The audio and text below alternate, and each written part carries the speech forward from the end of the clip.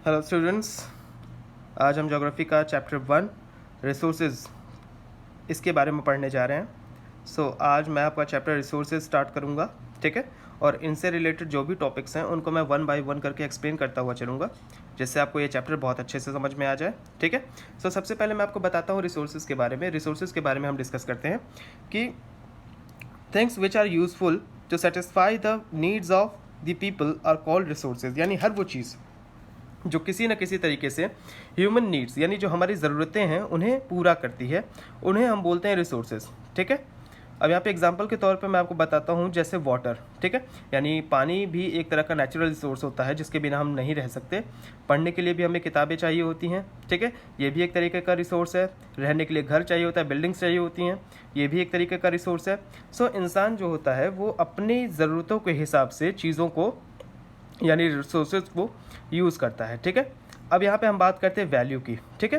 तो worth of any resource, ठीक है, worth of any resource, all resources may satisfy human needs but they might not have any economic value, ठीक है।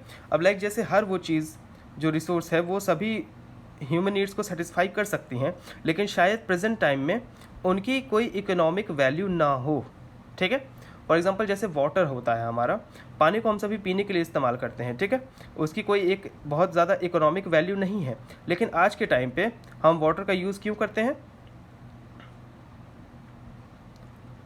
Water का use कई तरीके से यूज़ किया जाता है, लेकिन मेनली जैसे हम वाटर को पीने के अलावा जैसे उससे हम हाइड्रो इलेक्ट्रिसिटी भी पैदा कर रहे हैं, ठीक है। जैसे कुछ चीज़ें होती हैं जिनकी वैल्यू अभी नहीं है, ठीक है, लेकिन आगे चल के उनकी एक इकोनॉमिक वैल्यू हो सकती है, वो अपनी एक इकोनॉमिक वैल्यू बना सकते हैं, ठीक है। Time and technologies are two factors that make any substance a resource. यानी समय और टेक्नोलॉजी, यानी हमारे पास जो समय के अकॉर्डिंग चीज़ों में बदलाव हम करते हैं, और प्लस जो आज हमारे पास टेक्नोलॉजी है, उन सभी का यूज़ करते हुए हम किसी भी सब्सटेंस को रिसोर्स में बदलते हैं, ठीक है। अब फॉर एग्जांपल जैसे मैं यहाँ पे आपको एग्जांपल के तौर पे बताता हूँ कि जैसे सपोज करिए, ठीक है, कि ये एक ट्री है, ठीक है, ये हमारा क्या है? ट्री है, ठीक है।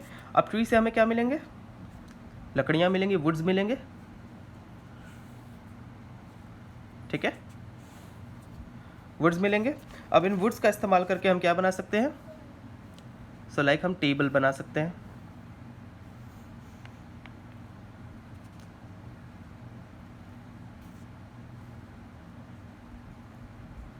ठीक है।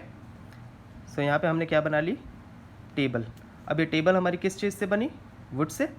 और ये वुड हमें कहाँ से मिला? ट्री से। हमने एक नेचुरल रिसोर्स का इस्तेमाल करके उसको थोड़ा सा मॉडिफाई करके हमने अपने यूज़फुल जो हमारे यूज़ की एक चीज़ है उसको हमने बना लिया, ठीक है। इसी तरीके से टाइम और टेक्नोलॉजी डिसाइड करते हैं कि कौन सी चीज़, कौन सा सब्सटेंस किस रिसोर्स में हम चेंज कर सकते हैं या मॉडिफाई करके उसे अपने यूज़ में ला सकते हैं, ठीक है। अब इसके बाद देखते हैं हम लोग कि basically it is human idea, knowledge and invention and discoveries that make any substance a resource. यानी हमारे देश में और दुनिया भर में कई तरीके के साइंटिस्ट होते हैं जो कई अलग अलग चीज़ों के ऊपर रिसर्च कर रहे होते हैं, ठीक है। हमारे जो ह्यूमन आइडियाज़ होता है, हमारी जो नॉलेज होती हैं, जो हमारी इन्वेंशंस होती हैं और जो हमारे डिस्कवरीज है, वो किसी भी सब्सटेंस को रिसोर्सेज में चेंज करती हैं यानी बदलती हैं, ठीक है। अब जैसे आयरन ओर हमारे इंडिया से निकलता है, आयरन हमारा एक नेचुरल रिसोर्स है, लेकिन इंसान उसे थोड़ा सा मॉडिफाई करके डिफरेंट जगहों पे उन्हें यूज़ करता है, ठीक है। इस तरीके से हमारे रिसोर्सेज हमारे काम में आते हैं। अब जैसे हम बात करते हैं टाइप्स ऑफ रिसोर्सेज के बारे में, यहाँ पे हम सबसे पहले लेते हैं नेचुरल रिसोर्स, ठीक है।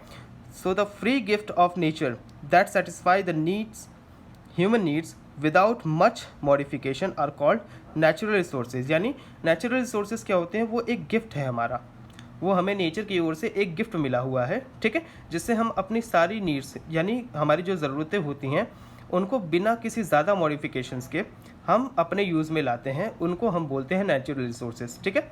Most of them are use directly, ठीक है, but few are modified as per the need. यानी अब जो हमारे नेचुरल रिसोर्सेज हैं, इनमें से बहुत सारे रिसोर्सेज ऐसे होते हैं जिनको हम डायरेक्टली यूज़ करते हैं। फॉर एग्जांपल जैसे एयर, अब हम अगर हमें सांस लेनी है तो हम डायरेक्ट मतलब एयर को हम मॉडिफाई नहीं करेंगे, हम डायरेक्ट सांस ले लेंगे, ठीक है। इसी तरीके से जैसे वाटर है, लैंड है, ये सारे के सारे हमारे नेचुरल रिसोर्सेज हैं। पेड़ हैं, हमारे जंगल हैं, जो अभी हमारे फॉरेस्ट हैं, रिवर्स हैं, ये सभी के सभी बहुत अच्छा एग्जांपल हैं नेचुरल रिसोर्सेज का, ठीक है, जिनको इंसान थोड़ा सा मॉडिफाई करके अपने यूज़ में लाता है, ठीक है। सो स्टूडेंट्स, यहाँ पे हमने डिस्कस किया है रिसोर्सेज के बारे में, और रिसोर्सेज के बारे में मैंने आपको बताया कि the things which are helpful और useful to satisfy the needs of the people are called resources, ठीक है। सो हर वो चीज़ जिनको इंसान अपने यूज़ में लाता है, ठीक है, या जो उसके नीड्स को सेटिस्फाई करती हैं, उन्हें हम बोलते हैं रिसोर्सेज, ठीक है। सो स्टूडेंट्स, ये आपका फर्स्ट टॉपिक था। रिसोर्सेज के बारे में मैंने आपको थोड़ा सा एक्सप्लेन किया है। अब इनसे रिलेटेड जो टॉपिक्स हैं उनको मैं आगे की वीडियो में एक्सप्लेन करूँगा।